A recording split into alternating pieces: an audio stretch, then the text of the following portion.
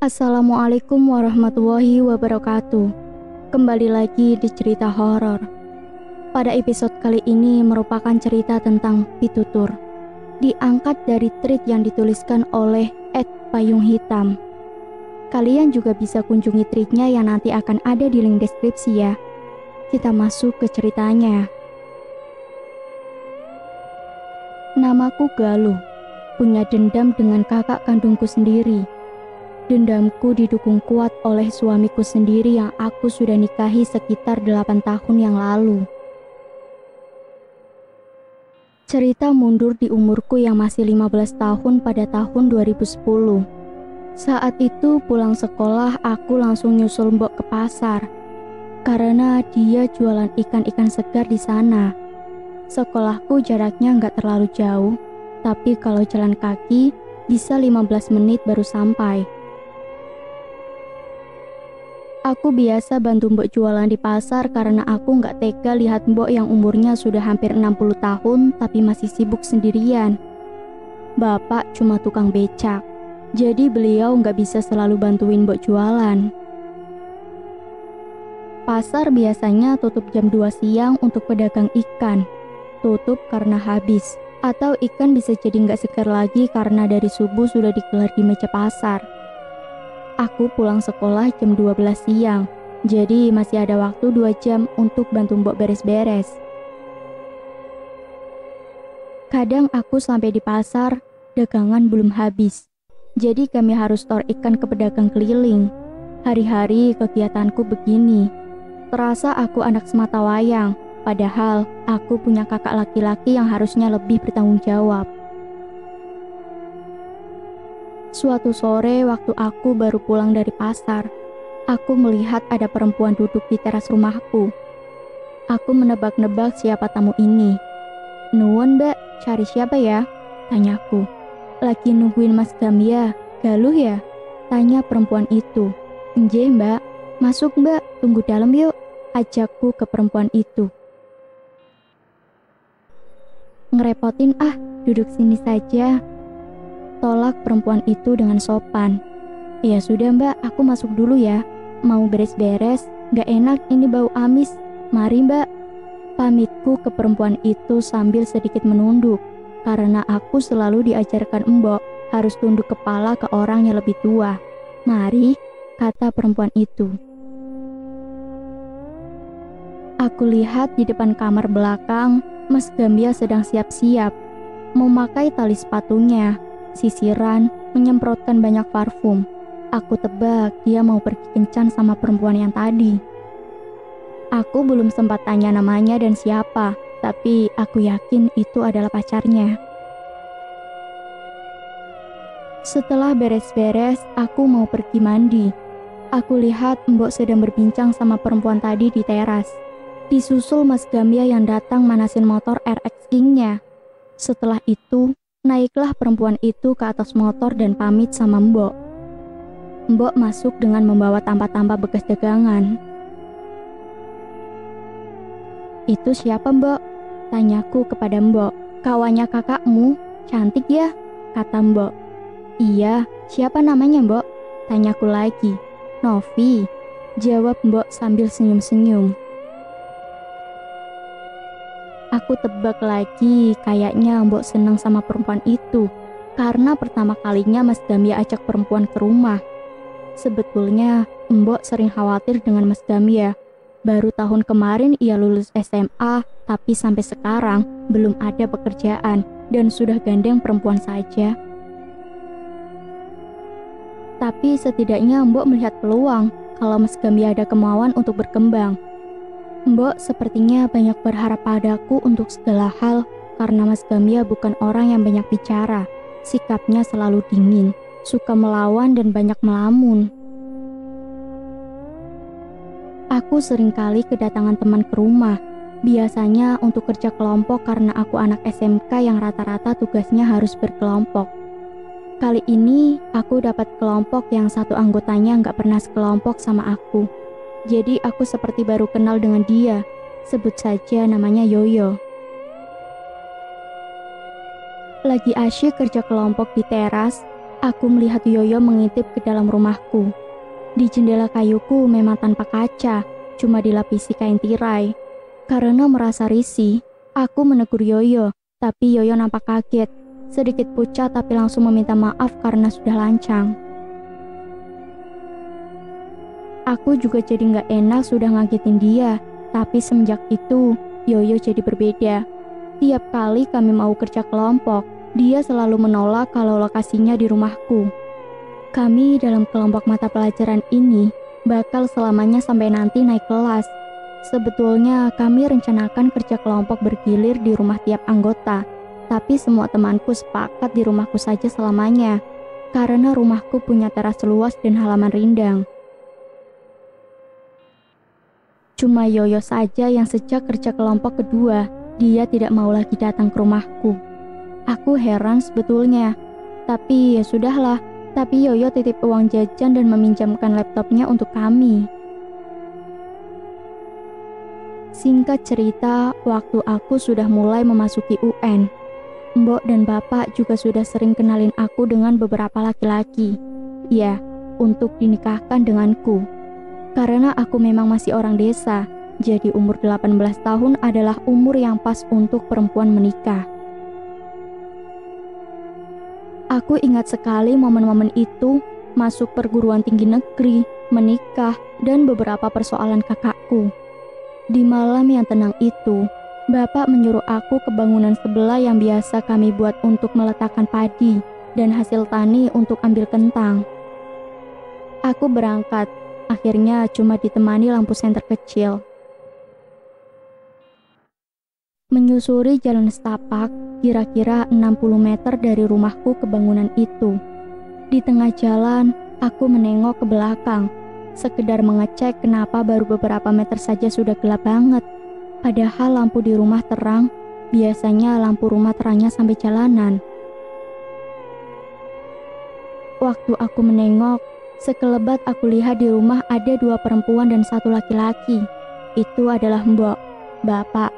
1 lagi siapa? Aku sempat berpikir, kapan ada orang masuk? Perasaan jalan ke pintu depan cuma 1. Tapi biarinlah, mungkin kawan Mbok atau Bapak yang mampir. Sampai di dekat bangunan itu, aku melihat ada seperti anjing di dekat tangga bangunannya. Aku agak ngeri dengan anjing, tapi waktu aku dekati, ternyata itu adalah Mas Gamya, merangkak dengan sesuatu di mulutnya. Betapa kagetnya aku, jantung serasa mau copot. Mas Gamya nggak mungkin bercanda, ngobrol saja nggak pernah, apalagi bercanda. Aku lari secepatnya ke arah yang berantakan, di antara rumput-rumput tinggi. Akhirnya aku sampai ke rumah dan langsung menuju kamar Mas Gamya di belakang. Betul, dia tidak ada di tempat. Bapak dan Mbok kebingungan. Aku sudah nggak bisa berkata-kata lagi karena nafasku tersengal. Yang aku ucap cuma, Mas Gamya, Mas Gamya, sambil menunjuk-nunjuk ke arah bangunan lumbung itu. Bapak cepat-cepat mengambil golok dan Mbok menyusul di belakangnya. Aku cuma diam dan baru sadar kakiku berdarah-darah kena ranting dan batu-batu besar di tanah karena sandalku putus. Aku akhirnya tertunduk di depan kamar Mas Gamya sambil menangis. Menangis kaget dan sakit sekali kakiku. Aku ingat, waktu itu aku menangis. Ada yang menyusul. Ya, suara tangisanku ditiru entah dengan siapa. Aku spontan kaget menengok ke segala arah, tapi tidak ada siapapun. Aku beranikan diri untuk berdiri ke kamar mandi, dan aku siram semua luka di kakiku. Setelah itu, aku obati sendiri di ruang tamu. Gak lama setelah itu, Mbok dan Bapak datang ke rumah membopong Mas Gamya yang tubuhnya basah kuyup dan kotor. Kok bisa-bisanya sih, Nak? Bangun, Nak, bangun. Ini ibu loh, kata Mbok sambil membangunkan dan menguncangkan tubuh Mas Gamya yang tatapannya kosong melotot ke arahku. Sementara Bapak sibuk melepaskan pakaiannya dan membersihkan tubuh Mas Gamya. Aku cuma ketakutan terhadap Mas Gamya. Ia seperti orang mau memangsa. Setelah Mas Gamia selesai, Mbok merebahkannya di ruang tamu, lalu lanjut mengobati kakiku. "Kamu lihat apa, Nduk, tadi?" tanya Mbok. Aku jadi enggan banyak bicara. Aku bingung apa yang terjadi. Jadi aku diam saja. "Ya sudah, kamu tidur sana, biar besok sudah sembuh lukanya." Mbok masih suka bohongin aku layaknya anak kecil. Aku suka sekali waktu Mbok selalu berusaha nenangin aku. Walaupun aku tahu lukanya nggak bakal sembuh besok, tapi aku menjadi tenang. Aku jalan menuju kamar, lalu bapak bilang jangan lupa berdoa sebelum tidur. Aku cuma mengangguk. Di dalam tidur aku bermimpi. Aku lupa dengan mimpinya. Intinya, aku terbangun kaget. Badanku menggigil dan lidah terasa hambar. Aku mengecek jam yang masih menunjukkan jam 3 pagi. Aku akhirnya tidur lagi. Di waktu aku berusaha tidur, samar-samar aku mendengar suara laki-laki dari kejauhan. "Galuh, Galuh, Gal," memanggil namaku. Karena aku pikir itu adalah Mas Gamia, aku bangun buat ke ruang tamu. Semua ruangan di rumah sudah gelap, tapi di ruang tamu aku melihat lilin masih menyala. Di sana ada Mbok tidur di sofa tanpa Mas Gamia ada di sana. Aku bingung kemana dia. Karena aku sudah merasa demam dan menggigil, aku putuskan balik ke kamar. Karena aku pikir tadi cuma diambang sadar nggak sadar suaranya. Tapi waktu aku sudah di depan pintu kamar, aku mendengar lagi suaranya. "Galuh, Mas mau minta maaf." Aku makin bingung, tapi waktu aku intip lagi ke arah ruang tamu, di tempat direbahkannya Mas Gamia, ada pocong ditidurkan di situ, dengan wajah Mas Gamia yang menangis, tapi wajahnya begitu gelap. Aku pingsan seketika di sana. Yang aku ingat waktu bangun, aku sudah ada di rumah sakit dengan infus di tanganku. Karena itu pagi hari sekitar jam 9, ada seseorang masuk ke kamar. Perempuan itu aku kenal. Dia pacar Mas Gamia, mengantarkan aku sarapan, tapi pakai seragam suster. Aku baru tahu dia bekerja di sini. Dia lemparkan senyuman dan bilang, "Dimakan ya, semoga lekas sembuh." Aku membalas senyuman juga karena kepalaku sangat pusing waktu itu. Aku nggak sempat tanya di mana Mbok dan Bapak. Seharian aku cuma bisa terbaring lemah. Dengan perasaan khawatir bagaimana nanti UN, aku nggak boleh sakit lama-lama. Setelah maghrib, Mbok dan Bapak datang, membawa rantang berisi makan malam. Tapi Bapak tidak lama, dia langsung pulang karena mau jagain Mas Gamia yang juga sakit. Mbok nyuapin aku pakai tangan kosong, nikmat sekali rasanya. Sudah belasan tahun aku tidak disuapin Mbok. "Mas Gamia kenapa, Mbok?" tanya aku. "Sudah, kamu istirahat saja dulu," kata Mbok. "Mbok, aku kemarin lihat Mas Gamia merangkak di depan rumah lumbung. Di mulutnya kayak ada sesuatu, kayak ayam hidup, tapi aku nggak yakin itu ayam." Ceritaku ke Mbok. Mbok berhenti nyuapin aku, lalu langsung memberiku air putih. "Mbok sudah banyak kecewa sama kakakmu. Semenjak SMP nggak pernah mau dengerin Mbok lagi, apalagi Bapak. Dia sering kali bantah Mbok. Tapi Mbok berusaha berpikir juga kalau generasi Mas Gamia dan kamu nggak bisa disamakan sama Mbok. Mbok nggak cerita ke kamu. Sengaja supaya kamu bisa fokus sekolah. Bapak juga, dia sudah capek kerja, jadi nggak mau tambah capek kalau di rumah. Jadi nggak pernah curhat ke kamu soal masalah di rumah. Sebetulnya, sudah 2 tahun ini kita krisis, Nduk. Harusnya kita nggak krisis karena kakakmu sudah dapat kerja. Tapi ini Bapak jadi double kerjanya, ngebecak dan kuli panggul pasar. Kasihan Bapak, jelas Mbok kepada aku. Terpukul rasanya aku belum bisa bantu apapun, dan marah juga dengan Mas Gamia. Kakakmu semakin beda sikapnya setelah kenal sama Novi. Ibu sudah minta tolong Novi untuk bantu nasehatin Gamia, tapi Gamia cuma berubah untuk Novi, bukan untuk kita. Jelas Mbok lagi sambil terisak sekarang. Kita doakan saja untuk Mas Gamia sekarang, Mbok, supaya lebih ingat sama kita, terutama Mbok dan Bapak, kataku sambil menenangkan Mbok. Besok siangnya aku pulang ke rumah. Karena keadaan sudah membaik dan orang tuaku nggak bisa bayar untuk hari selanjutnya. Jadi aku di rumah sakit 2 hari 1 malam. Sore menjelang maghrib di rumah, aku lihat Mas Gamia juga yang sudah segar dan kembali gagah sedang siap-siap mau pergi. Mau kemana Mas? Tanyaku basa-basi. Cari duit tuh disuruh mbakmu, jawabnya ketus. Oh, hati-hati Mas, kataku sambil pegang tangannya karena aku mau salim. Tapi kagetnya aku, tangannya panas betul, langsung aku lempar begitu saja. Kalau geli sama aku mending gak usah kenal aku saja, kata Mas Gamia membentak.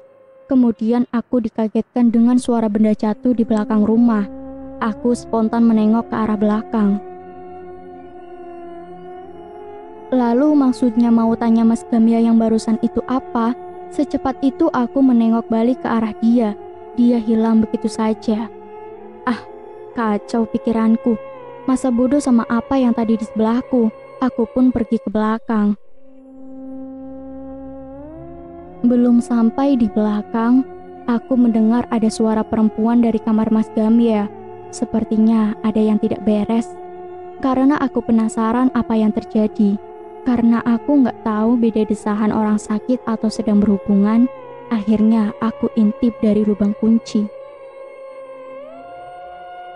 Terkejut aku, untung pilih mengintip dulu sebelum mendobrak, karena aku takut ikut campur dengan masalah orang. Tapi bukan masalah yang kudapat, tapi justru kakakku sendiri yang sedang bercinta. Aku segera pergi ke kamar dan berlagak nggak tahu apapun. Tapi di situ juga aku nggak habis pikir siapa tadi yang aku ajak bicara. Aku tunggu Mbok nggak kunjung pulang dari pasar, Bapak juga, padahal sudah lepas maghrib.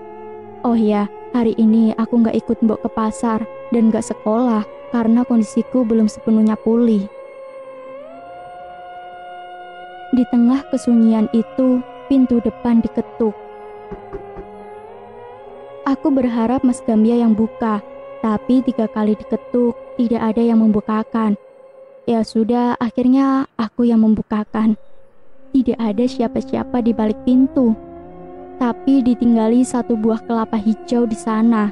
Ditulis pesan untuk Gamia. Aku membawa masuk ke dalam rumah. Baru saja aku tutup pintunya, buah kelapa itu berubah menjadi bungkusan putih.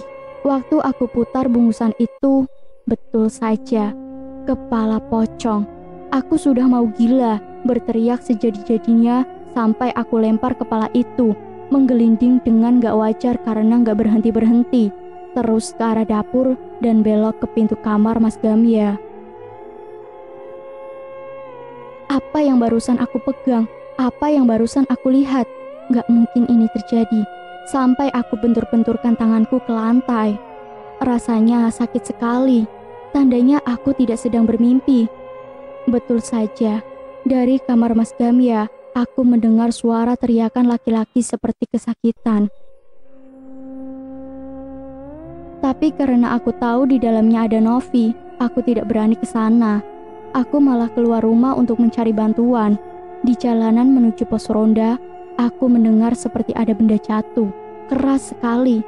Aku cek, ternyata betul, itu buah kelapa lagi. Karena aku sudah tahu, aku lanjut berlari dengan setengah tenagaku. Sampai di pos ronda, aku temui 3 orang bapak-bapak yang baru selesai sholat maghrib. "Tolong saya, Bapak," kataku sambil terjatuh dan memeluk kaki dari salah satu bapak-bapak itu. Kenapa kamu, Dok? Tenang dulu, tenang. Kenapa, Dok?" kata bapak itu sambil membopongku ke pos ronda. "Mas Gamia, Pak, Mas Gamia." Aku lagi-lagi tidak bisa bicara banyak. Aku cuma terisak sambil tersengal-sengal. "Kamu anaknya Pak Rus ya?" kata bapak itu. Aku cuma mengangguk. Ya sudah Sek, tak telepon bapakmu dulu, kata salah satu bapak-bapak itu sambil mengeluarkan ponselnya. Aku diajak pulang, akhirnya ditemani bapak-bapak tadi untuk memastikan rumah aman. Tidak lama bapak dan mbok pulang juga dengan laki-laki, sebut saja namanya Herman, suamiku sekarang. Singkat cerita, aku tahu kakakku dipikat oleh pacarnya yang ternyata tunangannya juga. Kami tahu itu karena Mas Herman adalah rekan kerja dari pacar Mas Gamia. Aku bingung kenapa dia harus tunangan diam-diam. Kenapa tidak izin saja? Lagian, mbokku sudah setuju setauku. Tapi ternyata tidak. Mbok begitu tidak setuju dengan Novi karena walaupun dia sopan santun, murah senyum, tapi hatinya serakah. Mas Herman tahu semua itu setelah beberapa kali memergoki Novi jalan dengan laki-laki lain. Sedangkan kakakku Mas Gamia sering ke rumah sakit sekedar mengantarkan Novi bakso kesukaannya. Mas Herman mengamati semuanya karena dia bertugas mengontrol segala kegiatan perawat di rumah sakit. Sesekali Mas Herman menegur Mas Gamia supaya tidak terlalu sering ke rumah sakit untuk melihat Novi. Tapi Mas Gamia justru mengolok-olok Mas Herman sampai pernah baku hantam. Mas Herman juga bekerja seprofesional mungkin, menegur Mas Gamia dengan baik-baik. Tapi selalu saja Mas Gamia di luar rumah sakit menunggu Mas Hendra untuk diberi pelajaran. Kakakku menyangka Mas Herman berusaha menghalangi hubungannya dengan Novi. Kakakku yang pendiam, dingin, terlihat santun itu juga ternyata punya sikap yang egois lebih dari iblis. Nasihat dari kerabatnya untuk kebaikan dirinya pun sering ditepis. Apalagi nasihat orang tuaku. Akhirnya ia berujung kualat. Sampai saat ini, pemikat yang dipakai Novi untuk Mas Gamia belum berhenti. Tapi sepertinya Novi pun sudah lepas tangan untuk Mas Gamia karena kabarnya Novi segera menikah dengan seseorang entah siapa. Novi dengan segala perjuangannya mengirim kami berbagai jenis jin dari ilmu hitam agar keluarga kami tetap terpuruk. Tapi ia malah meninggalkan Mas Gamia. Membingungkan sebetulnya apa yang Novi mau. Membingungkan karena kita tidak dapat jawaban juga dari Mas Gamia yang sudah terlanjur gila. Tapi dari menurut diskusi keluargaku, Novi adalah orang yang telah ditolak cintanya oleh Mas Gamia. Akhirnya Novi main dukun. Ini masih perkiraan karena tidak tahu kebenaran aslinya apa yang kakakku telah perbuat. Kami juga tidak pergi ke dukun untuk menyelesaikan atau menyembuhkan Mas Gamia. Kami cuma pergi ke pura dan berdoa terus-menerus memohon kesembuhan Mas Gamia dan mensucikannya. Mas Herman sakit hati sekali karena sudah banyak dituduh Mas Gamia. Hampir kehilangan pekerjaannya. Jadi bulan-bulanan gosip di tempat kerjanya kalau Mas Herman adalah perusak hubungan orang. Dibuat babak belur 3 kali dengan kakakku dan teman-temannya. Untuk aku sampai saat ini masih sangat membekas. Betapa sakitnya dihianati kakak sendiri, terutama melihat perlakuannya terhadap Mbok. Mbok begitu sabar merawat Mas Gamia yang sekarang sudah gak waras lagi. Mas Herman tahu, akulah adik dari Mas Gamia waktu aku masuk rumah sakit. Dia prihatin melihat aku, Mbok dan Bapak. Yang tadinya cuma masalah pekerjaan, sekarang Mas Herman bisa sampai memasuki masalah persoalan keluarga kami. Yang akhirnya setahun setelah aku lulus SMK dan berhasil masuk PTN, aku menikah dengan Mas Herman. Dia yang membawa derajat keluargaku lebih baik, tapi dengan terpaksa merawat kakakku juga yang gila. Dan kabarnya, waktu aku selesai melahirkan, Novi juga gak terdengar kabarnya. Tapi menurut gosip dari rekan kerjanya, Novi jadi perempuan bayaran di salah satu tempat karaoke. Dan rata-rata rekannya hilang kontak karena Novi malu. Sekian cerita horor hari ini. Nantikan untuk kisah-kisah selanjutnya. Banyak sekali pesan moral yang dapat kita ambil dari cerita ini. Tingkat tingkatkan yang baik, hilangkan yang buruk. Wassalamualaikum warahmatullahi wabarakatuh.